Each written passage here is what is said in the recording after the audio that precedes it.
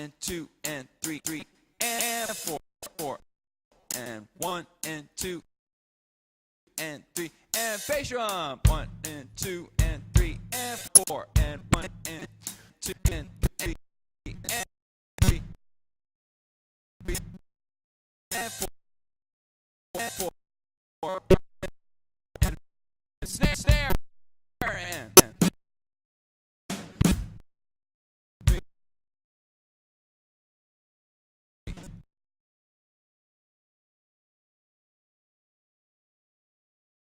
and 4 and 1 and 2 and 3 and 4 and 1 and 2 and 1 and 4 and 1 and 2 and 3 and 1 and 2 and 3 and 4 and 1 and 2 and 3 and 4 and 1. An example.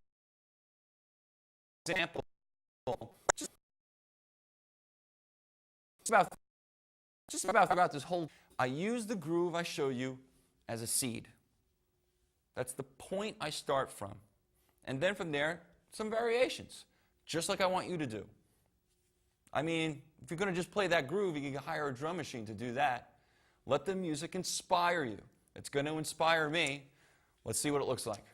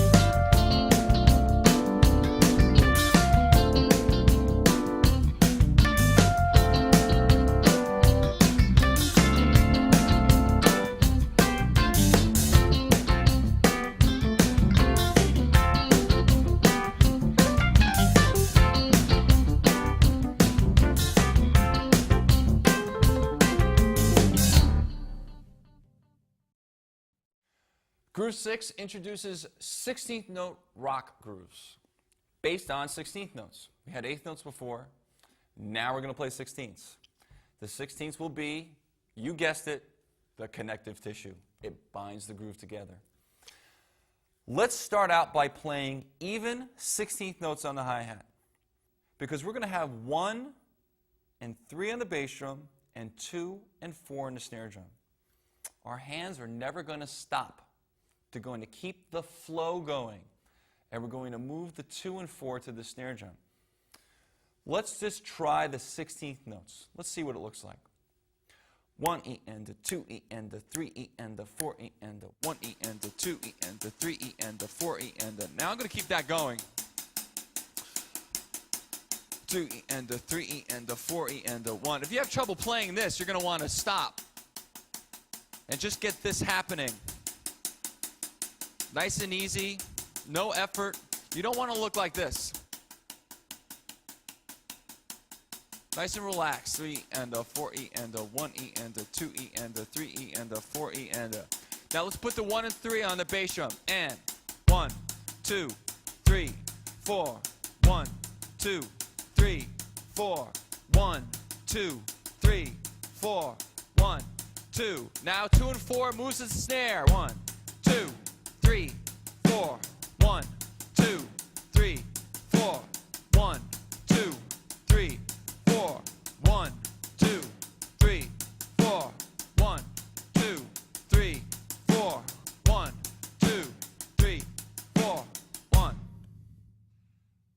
Simple, yet important.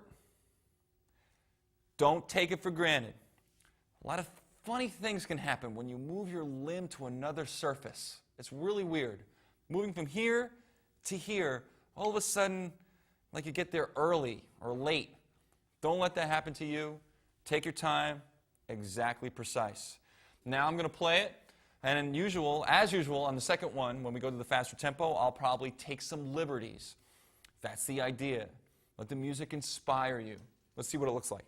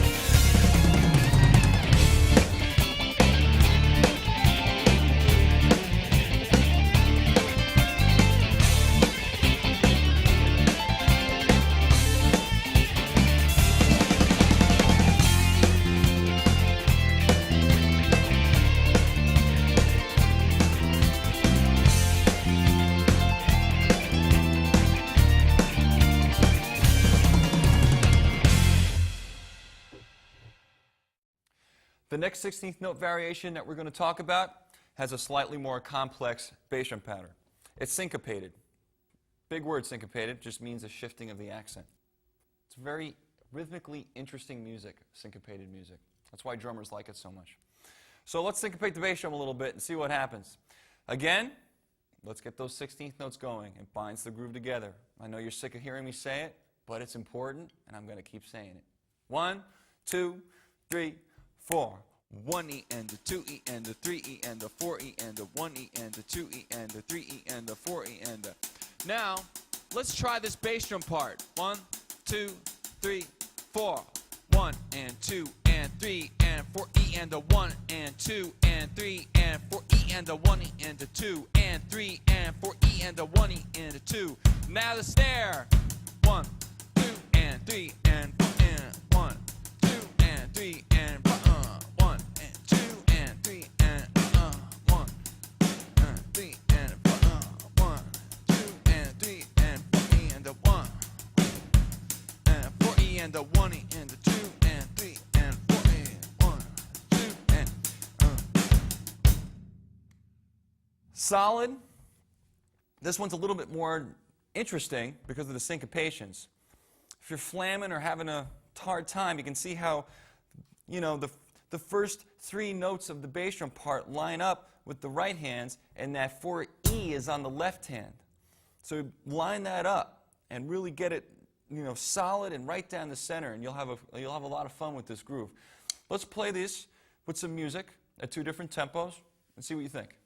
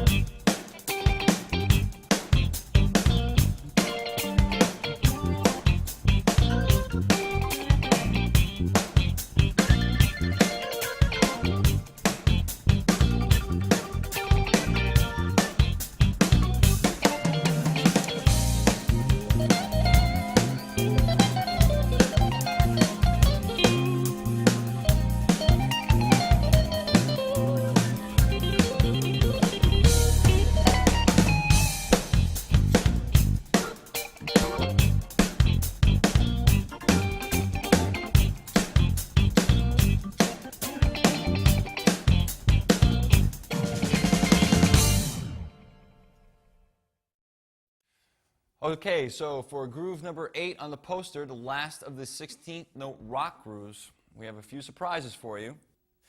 We're going to combine a whole lot of different elements. We've got our 16th notes, we have a syncopated bass drum, we have an open hi-hat, and now we're going to move to the snare drum on the note just before a bass drum, so we have a little extra snare note thing happening there. So there's a lot of different stuff going on in this one. Let's take a look at it. Let's play some 16th notes with the bass drum, just playing 16th notes, not the open hi-hat yet. Just the 16th and the bass drum. Let's see what that sounds like. 1, 2, 3, 4. 4, 1. Now my open hi-hat sound.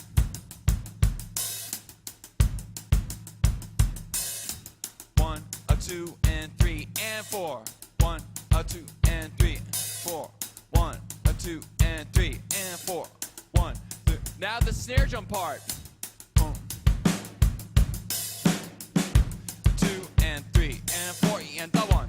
2 and 3 and 4 and the 1. 2 and 3 and 4 and the 1. 2 and 3 and 4 and the 1. 2 and 3 and 4 and the 1. 2 and 3 4 1. 2 and 3 4. A lot of different stuff going on in that one, so take your time in building it. There's a couple other things I'd like to point out about that groove and about the 16th note rock grooves in general. The first thing about that one, when you have the open hi-hat sound and you're going through 1E and a 2E and a 3 and 4, try to stop your left hand. 1E and a 2E and a 3E and a 4. So I played 2 notes on the open hi-hat, so it went wah-wash, wah-wah. It's not a really good sound. It doesn't really groove. I recommend staying away from wah-wahs and letting the guitar player take care of that. So now, what we want to try to do is understand the relationship between using 2 hands and 1 hand. A common question that you can get is, well, why can't I just use one? My right hand's fast enough. You can do that. That's a very valid way to play. 16th note rock grooves sit and have a completely different texture and a different time center when they are played with 2 hands. They feel different on the hi-hat than the R&B grooves that are coming up that are played with 1 hand. I recommend experimenting. You'll see exactly what I'm talking about. Playing a groove with 1 hand on the hat or playing it with 2 will give you a different feeling. Therefore, will give the groove a different feeling. The only way to understand it is to try it. So get on your drum set, try playing some of these grooves with 1 hand versus 2 hands. You'll see what I mean. Rock grooves lay really well with 2 hands on the hi-hat. It's just a different, fatter sound than the 1 hand. And it works really well in 16th note rock grooves. To illustrate that, let's play these next 2 tunes at 2 different tempos using this groove. Have fun.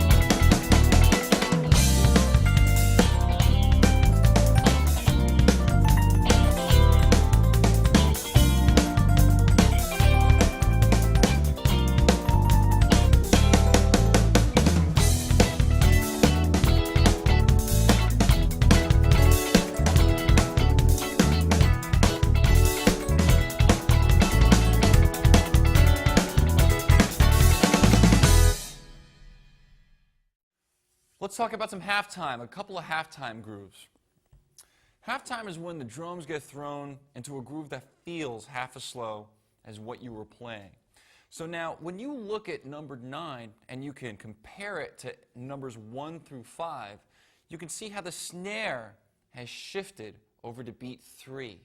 That's going to just create this feeling of halfness. Everything is just going by twice as slow. It makes musicians do different things. Everybody puts more air into their playing. It's a very dramatic effect to use on the drum set. Let's see what one sounds like. Eighth notes are connective tissue. Got to have that connective tissue. Here it is. 1, 2, and 3, and 4, and 1, and 2, and 3, and 4, and 1, and 2, 3, and 4. 1, and 2, and 3, and 4, and 1, and 2, and 3, and 4. 1, and 2, and 3, and 4, and 1, and 2, and 3, and 4. 1, and 2, and 3, and 4, and 1, 2, 3, and 4. 1, and 2, and 3, and 4, and 1, and 2, and 3, and 4. 1, and 2, and 3, and 4, and 1, and 2, and 3, and 4. 1, and 3, and 4, and 1, and 2, and 1, and 2, and 3, and 4, and 1, 2, and 3, and 4. 1. No muss, no fuss. Now, if you want to make a little drill for yourself, you can actually do 8 bars of playing numbers 1 through 5, and then do 8 bars of playing number 9. And you go back and forth, and then you can hear the difference of playing in a regular rock time and then keeping those same 8th notes going, because that's the binds it all together. It's the connective tissue. That will show you how to go into halftime by playing it against number 1 and then going to number 9. You make a little drill for yourself. Let's see what number 9 sounds like with some music. Here's 2 examples to get you going.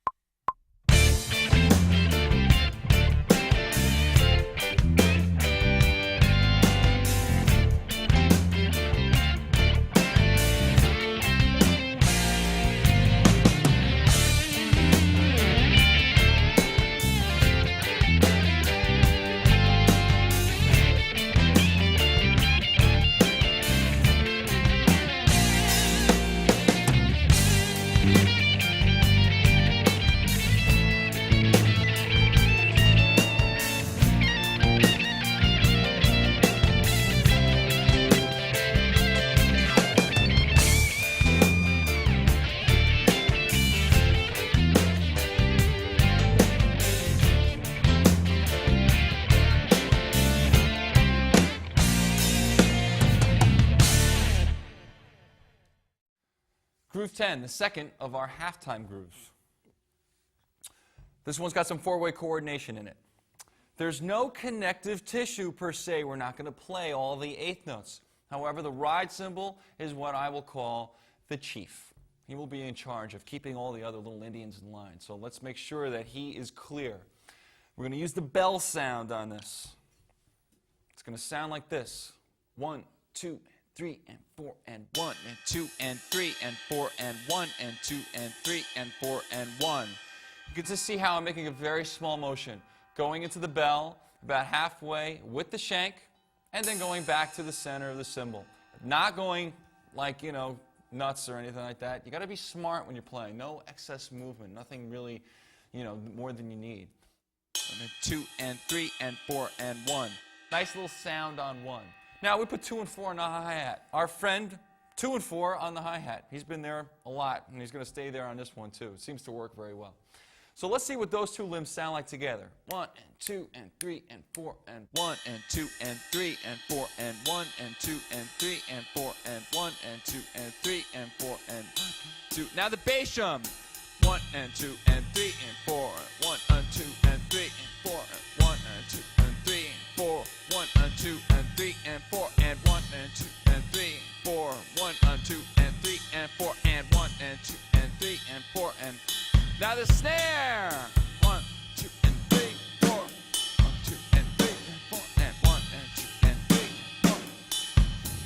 and 4 and 1 and 2 and 3 and 4 and 4 and 1 and 2 and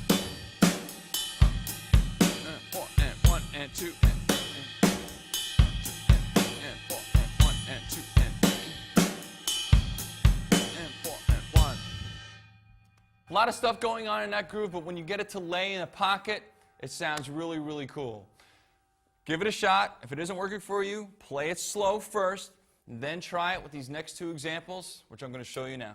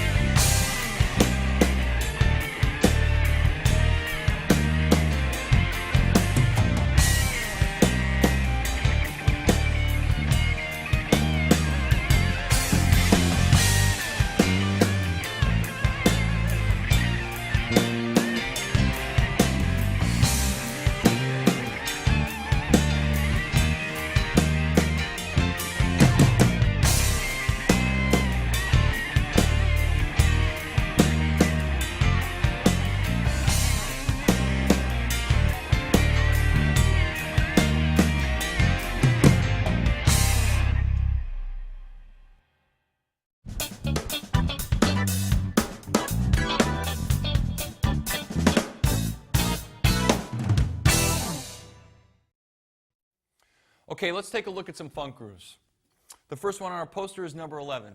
It's got a lot of stuff going on that we haven't really played yet. Some heavily syncopated things.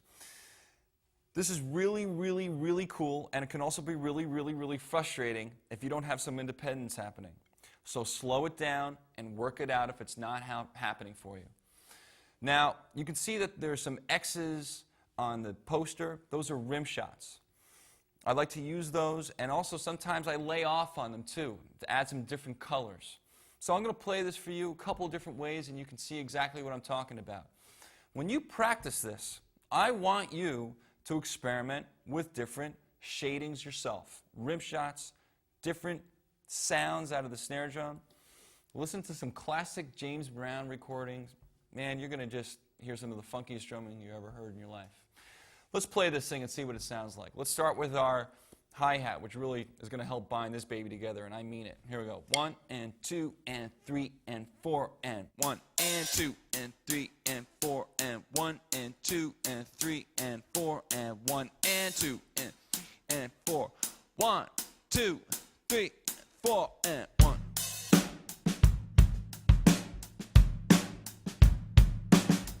And 2, 3 and 4. 2, 3 and 2, 3 and 1, 2, 3 and 2, 3 and 2, 3 and 3 and 1 and 2, 3 and 2, 3 and 4 and 1 2 and 3 and. You can see how there's a lot of crosstalk going on between the snare drum and the bass drum. There is a lot to take care of in a groove like this. Lots and lots and lots and lots. So make sure you take your time and work it out. Playing slow is the key. Just do what I did, nice and easy. It doesn't matter if it happens today. It may happen tomorrow. It may happen next week. Let's see what this sounds like with some music. It's very inspiring, so check it out.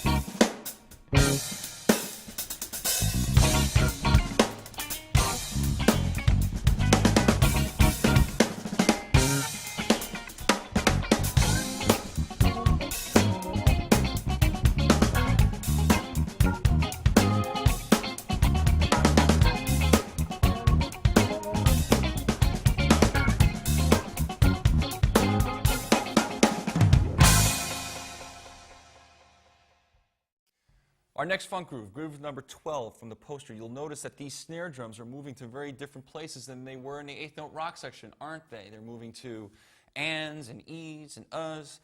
You'll notice that I'm ghosting some notes, which means I'm playing very soft little notes that are just kind of filling in little spaces and stuff like that. And that's one of the great textures that you can get from an acoustic drum set.